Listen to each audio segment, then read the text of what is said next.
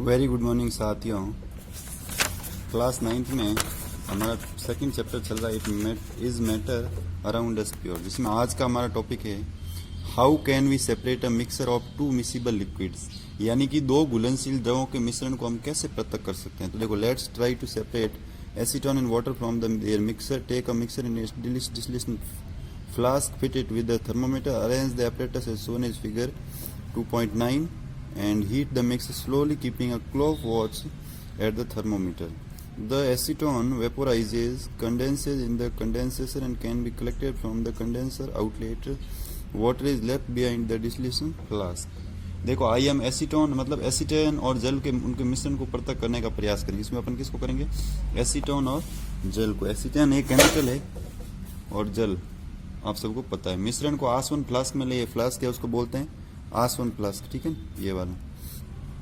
और फिर है कि उपकरण को इसके चित्र के अनुसार व्यवस्थित करना है। उसके बाद देखो, मिश्रण को धीरे धीरे गर्म करना है और सावधानी पूर्वक थर्मामीटर का अवलोकन करना है। एसीटोन वाष्पीकृत होता है तो तथा संघनित होकर संघनक द्वारा बाहर निकालने पर इसे बर्तन में एकत्र कर दिया जाता है। यानी एसीटोन जो होगा वाष्पीकृत होकर संघनित होकर बाहर निकल जाएगा बर्तन से, और जल है जो क्या हो जाएगा आसवन फ्लास्क में शेष रह जाएगा, ठीक है। फिर देखो आगे,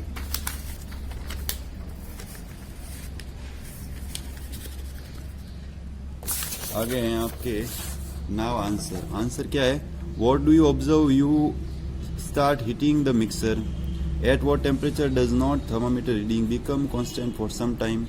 What is the boiling point of acetone? Why do two components separate? यानी इसमें प्रश्न बनेंगे, जब आप मिश्रण को गर्म करना शुरू करते हैं तो आप क्या अवलोकन करते हैं? कुछ समय के लिए किस तापमान पर थर्मामीटर का पाठ्यांक स्थिर हो जाता है? एसीटोन का क्वथनांक क्या है? और एक पूछा है लास्ट में, दोनों घटकों को हम पृथक कर पाते हैं कि नहीं कर पाते हैं? तो देखो ध्यान से, आपके एक तो यार this method is called distillation. It is used for the separation of components of a mixer containing two miscible liquids that boil without decomposition and have sufficient difference in their boiling points.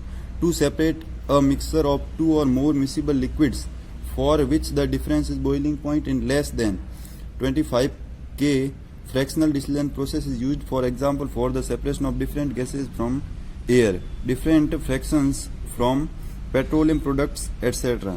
The apparatus is similar to that for simple distillation, except that a fractionating column is fitted in between the distillation flask and the condenser. A simple fractioning column is a tube packed with glass beads.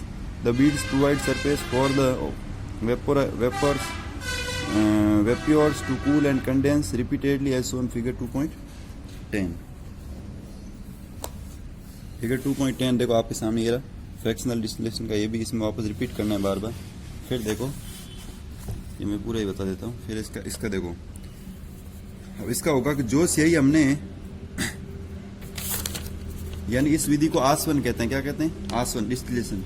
इसका उपयोग वैसे मिश्रण को पृथक करने में किया जाता है जो विघटित हुए बिना उबलते हैं, जिनके घटकों के क्वथनांकों के मध्य अधिक अंतराल होगा। मतलब जो विघटित हुए बिना उबलेंगे और जिनके घटकों के मध्य क्वथनांकों के मध्य बहुत ज्यादा अंतराल होगा। दो या दो से अधिक घुलनशील द्रवों जिनके क्वथनांकों का अंतर 25 केल्विन से भी कम होता है के मिश्रण को पृथक करने के लिए प्रभाजी आसवन का विधि का प्रयोग किया जाता है। यह आसवन अगर दो या दो से अधिक घुलनशील द्रवों जिनके क्वथनांक का अंतर अगर 25 केल्विन से कम होगा तो उसको पृथक करने के लिए किस विधि का प्रयोग करेंगे? प्रभाजी आसवन। उदाहरण के लिए, वायु से विभिन्न गैसों का पृथक्करण तथा पेट्रोलियम उत्पादों से उनके विभिन्न घटकों का पृथक्करण किसकी विधि से होता है? मतलब प्रभाजी आसवन विधि से। एक तो वायु के विभिन्न गैसों का पृथक्करण होगा किया जाता है, और एक किया जाता है पेट्रोलियम उत्पादों के विभिन्न घटकों का पृथक्करण। इसका उपकरण साधारण आसवन विधि के समान ही होता है। इसका भी उपकरण आसवन विधि के समान होगा। केवल आसवन फ्लास्क और संगणक के बीच में एक प्रभाजी स्तंभ का प्रयोग किया था। मतलब इसमें एक प्रभाजी स्तंभ किसके बीच प्रयोग होता है? आसवन फ्लास्क और संगणक के बीच में। साधारण प्रभाजी स्तंभ एक नली होती है जो कि शीशे के गुटकों से भरी होती है। साधारण प्रभाजी स्तंभ तो एक नली ही होती है जो किससे होती है? शीशे के गुटकों से भरी होती है। ये गुटके वाष्प को ठंडा और संघनित करने के लिए सतह प्रदान करते हैं, जैसा किसमें दिखाया गया? चित्र 2.10 में।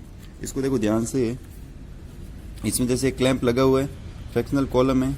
यहाँ से देखो ये डिस्टिलेशन फ्लास्क है जिसके अंदर वो मिक्सर डाला हुआ, एक कॉर्क है और एक है थर्मोमीटर और कॉर्क। फिर यहाँ क्या है? वाटर आउटलेट है।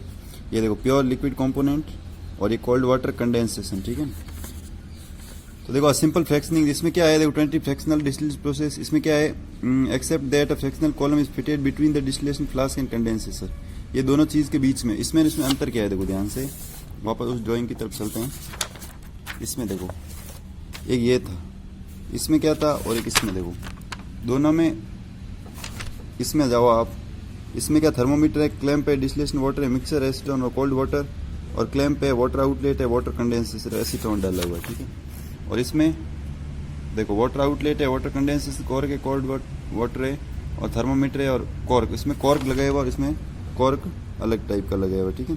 एक क्लैंप फिट किया हुआ है। फिर यहाँ पे देखो वापस इसको ध्यान से, इस ड्राइंग को, तो अपने आज दो पढ़ी, एक तो पढ़ी आसवन, एक पढ़ी प्रभाजी आसवन, ठीक है। मतलब एक पढ़ी डिस्टिलेशन, एक पढ़ी फ्रैक्शनल डिस्टिलेशन। तो आज के लिए दोस्तों अगली क्लास में करेंगे अगली सुबह है। जय हिंद, जय भारत और राधे राधे।